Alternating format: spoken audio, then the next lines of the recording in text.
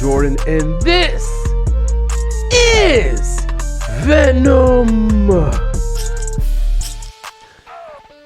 Ladies and gentlemen, welcome to The Void. This is episode 37. Check the video description below this video. There you will find links to my full network. Subscribe to this channel if you haven't already done so. Click that bell to enable notifications. It's the only way to be notified when a new video is uploaded. So today, I'm talking WWE Friday Night SmackDown from January 14th, 2022. Now, the big headline, if you will. I thought that this episode of this episode of SmackDown was the best wrestling show all week. I really enjoyed this episode. So, I'm going to talk about it. We're going to go through everything from the top. This episode of SmackDown, WWE Friday Night SmackDown, SmackDown Live, SmackDown on Fox. Sponsored by Progressive. January 14, 2022. The first thing we see is a recap from last week of basically everything involving Roman Reigns, Brock Lesnar, and Paul Heyman. It's like the need to know, right? So after that, we go in the arena. They're broadcasting live from Omaha, Nebraska. Sounds like the middle of nowhere. Are you ready? Ooh, ooh. Are you ready for a good time? So they flashed this graphic. They flashed a series of graphics. The first one was they advertised a face-to-face between Roman Reigns and Seth Rollins for tonight. Okay? And then the other graphic, there's another graphic, and that announced the appearance of Lita. Lita's going to be here tonight. All right. The Usos came out.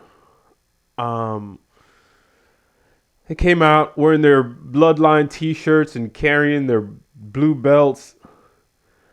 So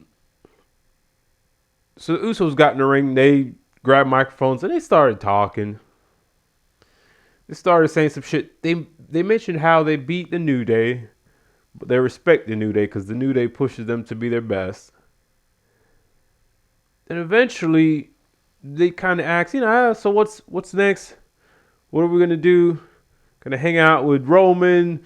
Or are we gonna take some time? They basically just contemplated what's, and then they said they eventually got to management made a fatal 4-way tag team match tonight to determine the new number one contenders. So they eventually got to that point. Then they just arbitrarily started introducing. They introduced, here's Los Lotharios, and here's Cesaro and Mansoor. Okay, and here's Jinder Mahal and Shanky. And finally, here's the Viking Raiders. So I'm like, first of all, Cesaro and Mansoor ain't a fucking tag team. We're not just gonna slide that in there like that fits. One of these things is not like the other. The fuck? So I'm sitting here looking at this field of losers and geeks, and it's like, well, this is the best we got. So whatever. All 5 teams were gathered in the ring, right? The New Day, the Usos. The Usos are standing in the middle, and then you got one team in each corner, right? So Usos did this. They kind of like imitated that the UFC style announcer standing behind the ref, holding the microphone underneath his armpit.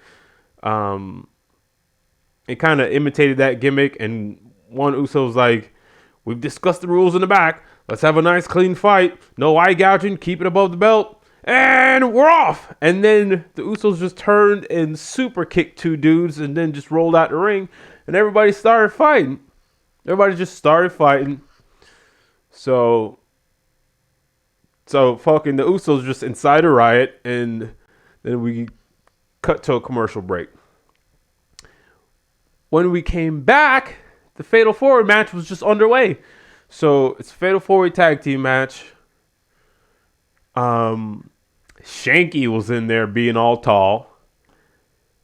The Usos were on commentary, and I thought I thought they were really good on commentary. They were entertaining. They just kept saying funny shit. One of the Usos said Shanky looked like he was wearing 2 flat tires for shoes. It's just like, God damn it.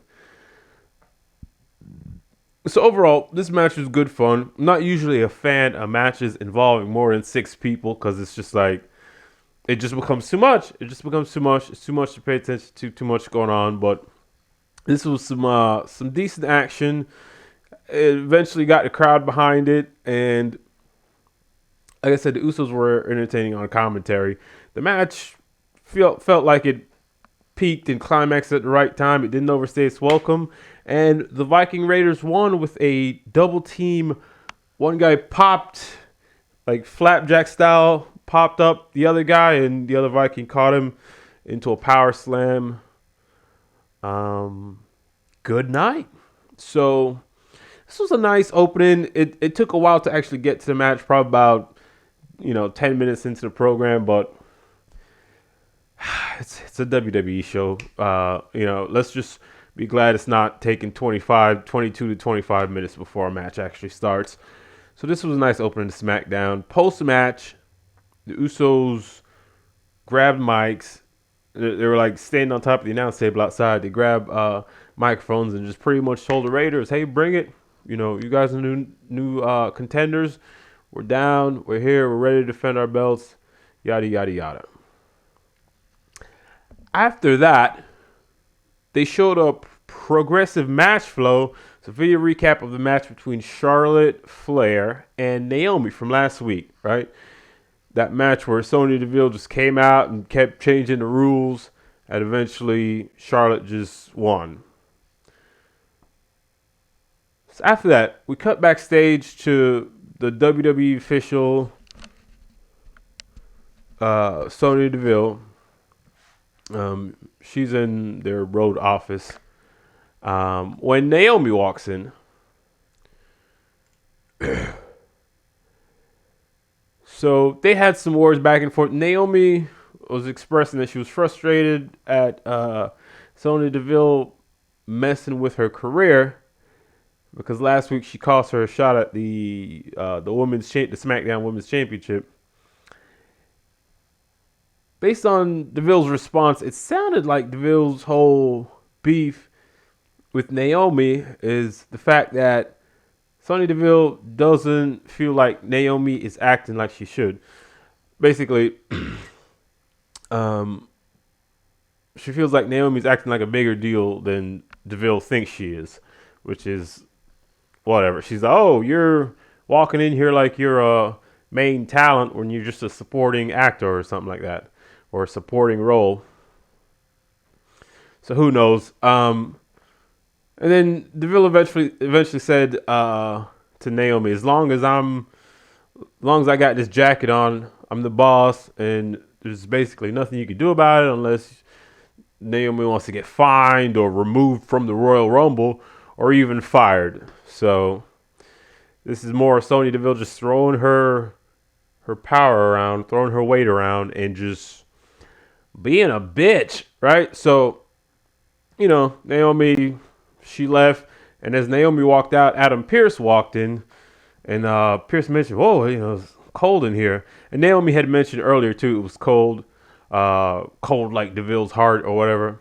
So Pearce walked in and said, "Oh, it's cold," and then he adjusted the thermostat, and the segment ended. Okay, so back in the arena, this was fucking nuts. Back in the arena, Sami Zayn made his entrance, right? Sami Zayn comes out all being Sami Zayn.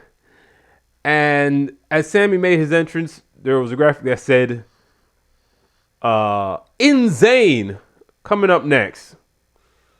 Like, what does that even mean? What? So the program cut to a commercial break.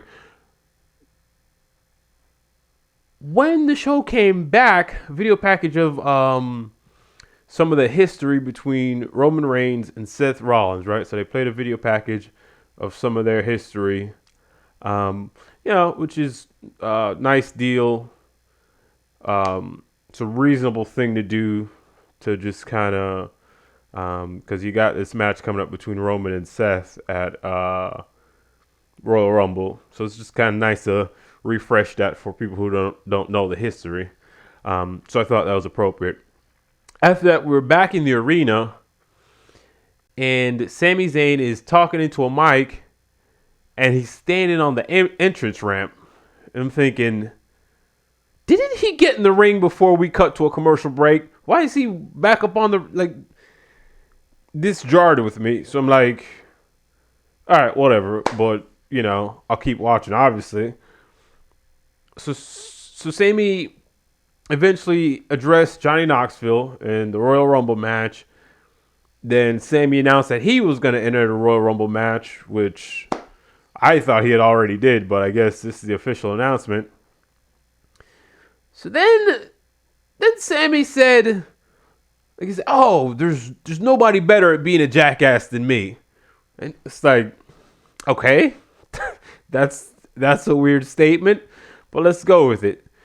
So then he said, "This is the first episode of this, this jackass-inspired show he's gonna try to do called In-Zayn," and he point to the Titantron, and there was like this little graphic playing for it, and it had, it looked like this little jackass-inspired stuff, and it said In-Zayn, and it was all whatever. So Sami walks to the back, and when he comes back out, he's wheeled out. Sami is sitting in a shopping cart, and he's wheeled out by two random dudes, two assistants. Sami Zayn had on skateboard elbow pads and a skateboard helmet. And Sami had a microphone with him, right? So he said he's getting ready to do a stunt. He's getting ready to jump the ring in a shopping cart. And there was a wooden ramp at the bottom of the entrance ramp, right? So entrance ramp leads down to a wooden ramp. And then there was a crash pad with an X on it, like X marks the spot, on the other side next to the announcer's table. So we had all this nonsense set up. So Sami started sounding like he's getting cold feet. Some kind of nervousness about actually doing the stunt. So the assistants, he's like, "All right, ready." And the assistants go to start rolling the shopping cart down the entrance ramp, and Sami was all like, "No, wait. Just give me a second. Just give me a second. But just calm it down. Just give me a second." And he's kind of looking, and he's like, "All right, this is a bit dangerous, isn't it? This is kind of dangerous." But he's, all right. He's calming himself down. He's getting himself composed. And he said to the assistants, "All right, on my count of three. Count of three, then we go." And Sami counted 3. 1, 2, 3. The assistants start rolling the shopping cart. Sami said, okay. Oh, stop. Hang on. He says, he said some more shit. He sounded, like he was really considering not doing it. He says, okay, back us up to the top. It's 1, guys. It's 1, 2, 3, go. So on go, we go. So it's 1, 2, 3, go. So Sami eventually then said, 1, 2, 3, go, go, go, go, go, go. And they start pushing him down the ramp, picking up speed. But right before they get to the wooden ramp, Sammy shouts, no, stop, stop, stop, stop, no, stop. And then he hops out the cart, hopped in the ring. He's all, the crowd at this point is just hysterically booing this guy. He's yelling at the crowd, shut up, no, shut up. This isn't right. So the crowd are booing Sammy hard after, he backed out of the stunt at the last second. So Sammy was all like, wait, stop, shut up, wait, I just want to make sure this is safe. You people don't want to see me get hurt, do ya? And the people cheered. Suddenly, Rick Boogs was on the apron, the apron on the side of the entrance ramp. Sammy looks and, of course you're out here. And Sammy starts talking to him, says, tell Nakamura I'm coming for my Intercontinental Championship. But meanwhile, Shinsuke Nakamura had entered the ring from somewhere, and he was behind Sammy having a fucking seizure. He's getting all hype, and the crowd's with it. And when Sami Zayn turned around, Nakamura hit him with a running knee strike, Kinshasa. And then Rick Boogs got in, and fucking Rick Boogs presses Sammy over his head and tossed him over the top rope out to the side where the crash pad with the X on it was. And he just threw Sami Zayn onto a nice, comfy crash pad. And Sami Zayn was rolling around like it hurted? What? It's a crash pad. So, and that was that. I thought it was very funny, Sami Zayn's performance here. This got me. This was entertaining. I laughed several times. And then the ending was a buzzkill because he just threw the guy on a crash pad. So anyway, after that, we're backstage with Aaliyah, and someone who Aaliyah said out of her mouth was Meg. Meg, that's all I know. Otherwise, they didn't identify her, but Aaliyah responded to her once and said Meg. So Aaliyah and Meg are backstage. Meg is interviewing Aaliyah. First of all, who? I'm not sure who either of these people were. Aaliyah talked about her match with Natalya that was upcoming tonight. And then Natalya walked in. And Natalya talked about her 3 Guinness World Records. And Aaliyah said, oh, I didn't realize the Guinness Book of World Records was still a thing. And then Aaliyah walked off and just started making her entrance for the match. So these two women are going to have a match. Whatever. As Aaliyah's coming out for her entrance, they cut to a break.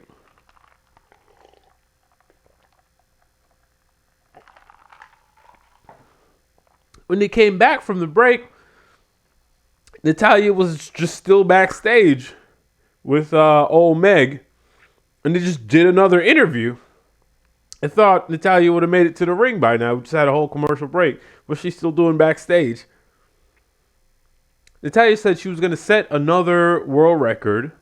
She's going to beat the record for the quickest women's match.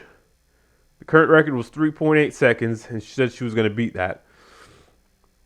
So Natalya came out and got in the ring. And then she immediately jumped Aaliyah. Natalya started beating the shit out of Aaliyah. Before the match had officially gotten started. The bell hadn't rang yet. So Natalya put a pretty good beat down on old Aaliyah. And then Aaliyah is there struggling to get to her feet. And the ref said, okay, can you compete? Can you compete? And she wasn't responding. And then the ref decided to call off the match. But then Aaliyah got a second wind and she grabbed the ref's hand and she's begging and pleading. She said, "No, he could wrestle. I want to wrestle." And ref said, "Okay, the match is back on." And then both women are there. Aaliyah's, she's registering all this pain. She's standing. Natalia's standing. The ref rings the bell, and Aaliyah just immediately rolls up Natalia 1, 2, 3. Now Aaliyah holds the record for the quickest win at 3.17 seconds. So it's just like, what the fuck's going on here? At the time I was watching it, it was actually a humorous sequence of events, and I enjoyed it. It didn't take up too much time, and it went over well with the people in the building. So this was a decent piece of business. After that, we were back in the management's office. Sonya Deville and Adam Pearce, they briefly talked about what just happened with Aaliyah, how things backfired on Natalya, and Aaliyah now holds that quickest match record. And then they mentioned, what happened? It's hot it's so hot in here now. So earlier it was too cold. Now it's too hot. Is fucking Goldilocks gonna make her debut? Is that what's going on here? The fuck's going on? So after that, they flashed a graphic again saying Lita's up next. We go to a break, and when we come back, they showed another video package of the history between Seth and Roman. So these were kind of peppered throughout the night, and I thought it was a great choice of, instead of just having the two guys get together and just manufacture whatever, that they're just playing off their history that already exists. And after that, Michael Cole was in the center of the ring. He gave a very nice introduction for Lita. Lita came out and she got a decent ovation. They had a very professional, very nice conversation style in-ring interview. So Michael Cole eventually asked Lita, "Why are you coming back?" Or "Why are you coming back for the Royal Rumble match?" And Lita, she basically said like she was satisfied with all her career accomplishments and highlights until recently, because the Women's Royal Rumble didn't exist when she was competing. So she wants to win a Royal Rumble match, and she thinks she's got one last run left in her. So that all sounds logical. Suddenly, Charlotte Flair interrupts. Charlotte Flair comes out with her music playing and just looking like the daughter of royalty. Like, she's such a star. She just looked like she was, like how you go on Amazon and you just order, "Hey, I need whatever." And you get exactly that. WWE just went, "I need a superstar wrestler." And then Charlotte Flair showed up within 2 days. So, where are we at? Flair gets in the ring, and she just snatched the microphone from Michael Cole, and she says, "I got this. I'll do the interview. Take a hike." So then Charlotte just immediately became snobby and hurling insults and, what is this, Flashback Friday? And just being a bitch. Charlotte asks Lita, "How are you going to deal with the humiliation of being thrown out of the Rumble match by me? And then, having your WrestleMania dreams dashed," or, whatever she said. Lita responded by saying, it should be pretty hard for Charlotte to eliminate anyone when she's got such a giant head. And Charlotte might just tip over and fall out the ring. I was like, I'm sitting here like, what the fuck? Did Lita consult with Chris Jericho before she fucking came out and like, giant head stuff, really? And then the crowd started chanting giant head. The crowd chanted giant head. And I'm just like, more power to you. It won them over. I guess they were just Lita diehards, but what a lame thing. Oh, you got a giant head. Just trash. So Charlotte said she retired Trish Stratus and she was going to retire Lita too. At which point Lita, this was weird looking. It looks like Lita went to slap Charlotte, but like she blocked. I'm not sure what happened. I'm not sure if it was supposed to be a straight up slap or if Charlotte partially blocked it or fully blocked it. Then as Charlotte went to respond, Lita not punt kicked her, but like toe kicked her. Charlotte got doubled over, twist of faith, and then Lita just walked off. So Lita delivers a twist of fate and just walks off. And the segment ended. They showed a video recap of some of the recent history between Sheamus, Ridge Holland, and Ricochet. I think it was the day one premium live event pre-show. Try saying that 3 times fast.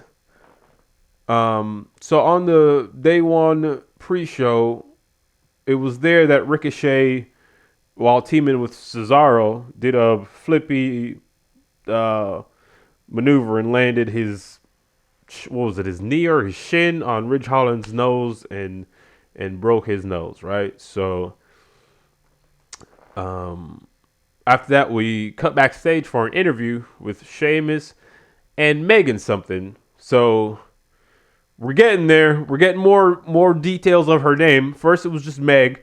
Now Sheamus called her Megan. So now we just need the last name, and we'll figure out who this broad is.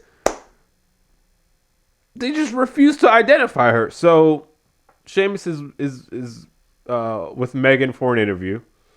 Megan, bleep. Sheamus basically said Ricochet was fully responsible for Ridge Holland not being here, for Ridge Holland, being missing tonight, and he's gonna avenge him. He's gonna break Ricochet's face or nose.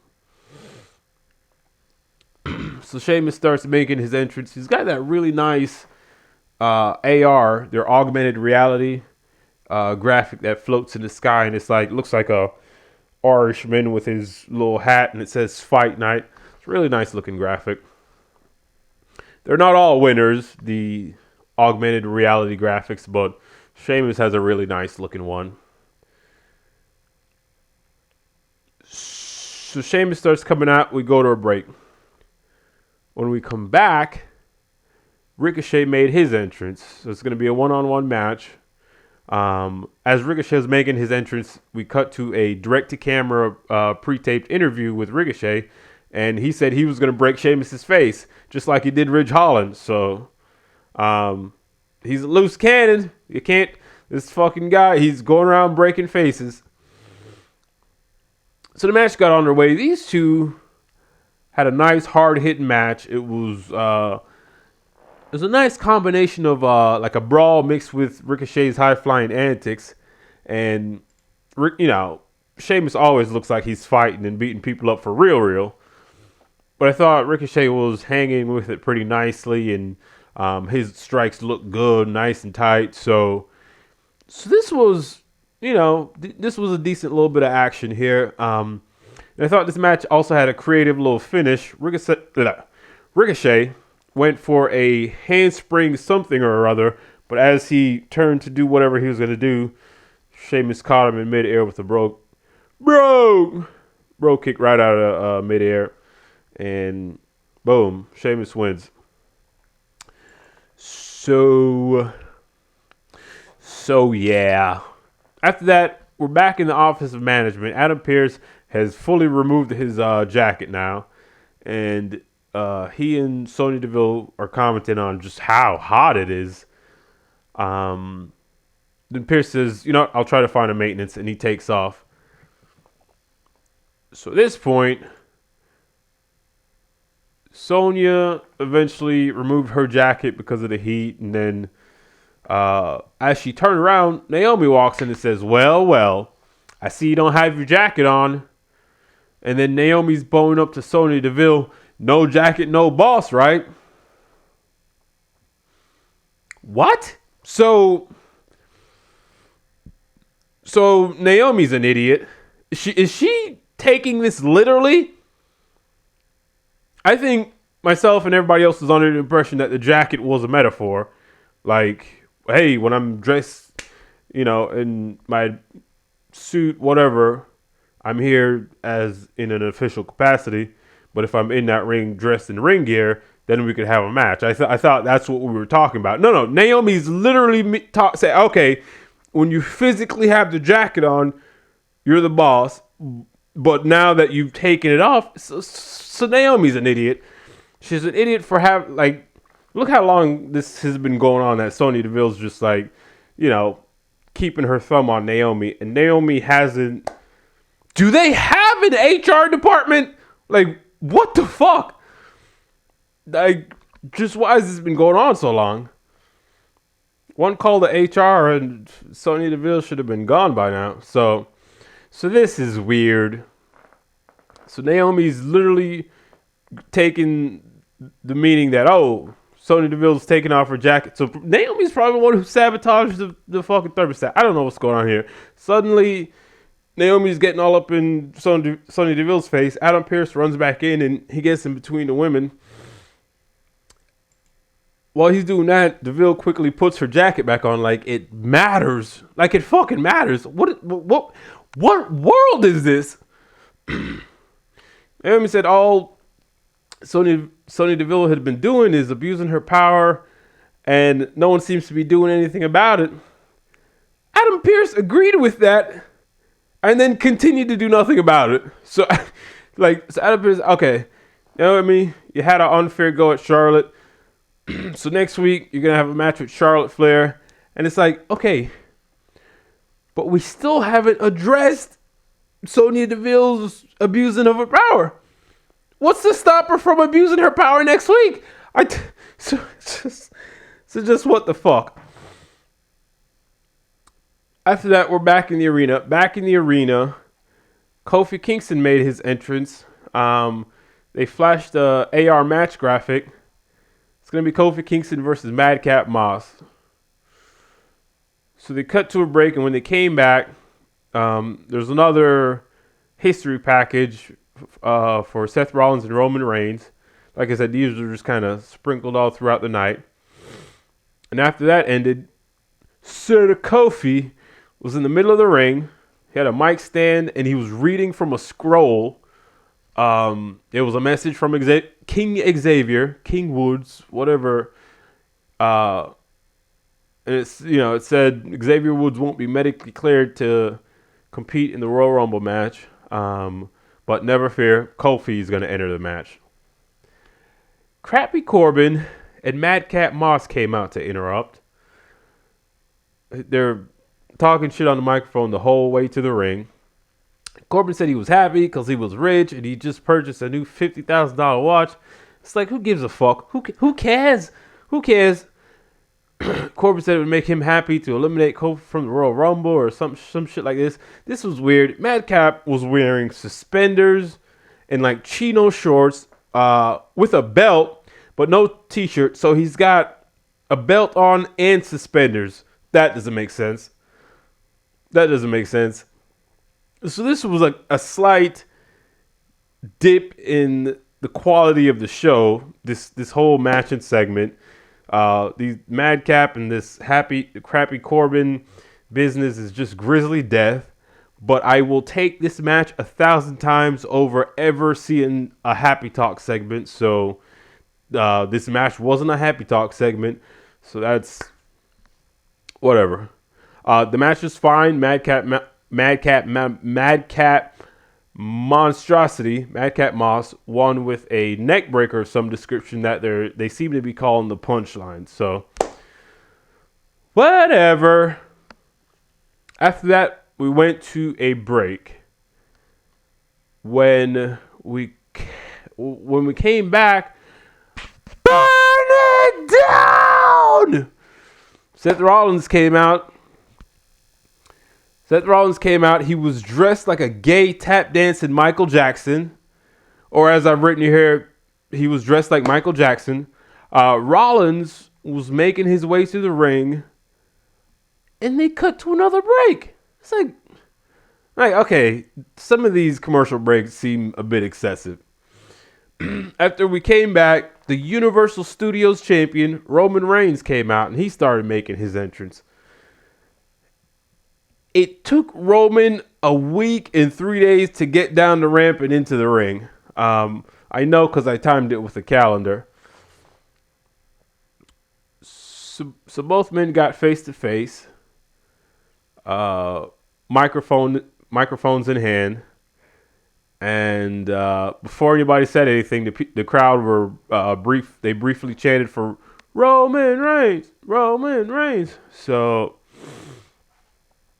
Roman was the first to speak. Roman said, "Before you say anything," talking to Seth Rollins, "Omaha, acknowledge me." And the people made some noise. So Seth mockingly threw out the old shield fist and said, for old time's sake. And Roman looked at that nonsense and said, "That's beneath me now." And Seth said, "Let's acknowledge that look on your face last week when I showed up in your locker room. You weren't expecting me, huh?"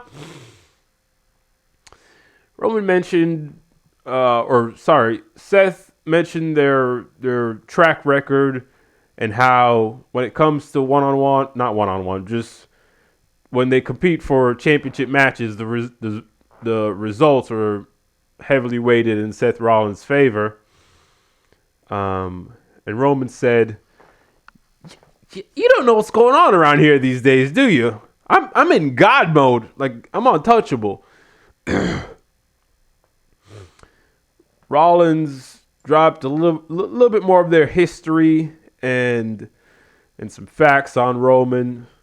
Seth said he created Roman and he could destroy Roman. He's the architect. So Roman came back. Roman countered by saying, "Seth, Seth, you wouldn't be like if I was gonna go for a big match, you wouldn't be my choice out of that locker room. You wouldn't even be my choice out of your household. If I was gonna pick somebody to main event the Royal Rumble Premium Live event with, if it were up to me, I would have chosen your wife." And the people chanted for Becky Lynch. The crowd chanted for Becky Lynch. So that was a big ooh moment, I guess. I don't know. Suddenly, the Usos appeared out of nowhere, and they started vigorously trying to attack Seth Rollins, but Seth Rollins did his best to dodge and avoid them with this parkour style of running these parkour style evasive maneuvers. And he did. They didn't get a single touch on Seth Rollins. He just got away from him, and then he got back in the ring and stared down Roman, and then eventually Usos came back in and Rollins just bailed out. And then the closing shot was of Seth Rollins backing up the entrance ramp while he's yelling stuff at Roman, and Roman standing there with the Usos in the middle of the ring, staring back at Seth Rollins. And SmackDown went off air. So this was a very good episode of WWE television by their standards. They can do it whenever they want to. This just flew by for me. The only real lull was the stuff with Crappy Corbin and Madcap. But besides that, everything, like I said, I had a good time watching this. The antics of Sami Zayn were classic. Just classic. More of that stuff, please. The jump off with Natalya and Aaliyah was out of nowhere, but it was funny and entertaining. By the way, where's Xia Li? Where's Xia Li? Do we need to put her on the side of a milk box? The fuck's going on? She showed up once several weeks ago looking like Raiden from Mortal Kombat, and now we've never seen her again. Jesus. the friction between Naomi and Sonya Deville continues. Hopefully it's actually building up to something, because it's been going on for a while now, and the longer it goes on and Naomi doesn't do anything to change her situation, the more of an idiot she looks like. She just looks like a helpless fucking idiot. So, we've established a new number one contenders. The Viking Raiders, I mean, they're out of nowhere, and they're a couple of losers, so they're going to lose, but at least something's been done. And anything involving Roman Reigns continues to be ace. So, all in all, this was definitely the best wrestling show this week for me, in my opinion. I got to add all those qualifiers. In my opinion, to my taste, the way I feel... Otherwise, you'll get all these people, oh, whoa, down, come on. So, you know, in my opinion, because that's what's going on this program, is just a lot of my opinion, you know, and some facts. I'm actually telling you what happened in some cases. So that was WWE Friday Night SmackDown live on Fox, sponsored by Progressive, from January 4th, 2022. Right, so that brings this program to an end. Subscribe to this channel if you haven't already done so. Click that bell to enable notifications. It's the only way to be notified when a new video is uploaded. That is all I got for you on this episode. So right now, I'd like to bid you all adieu. And until next time, I'm D-Lo Jordan. And this right here, this is VENUM.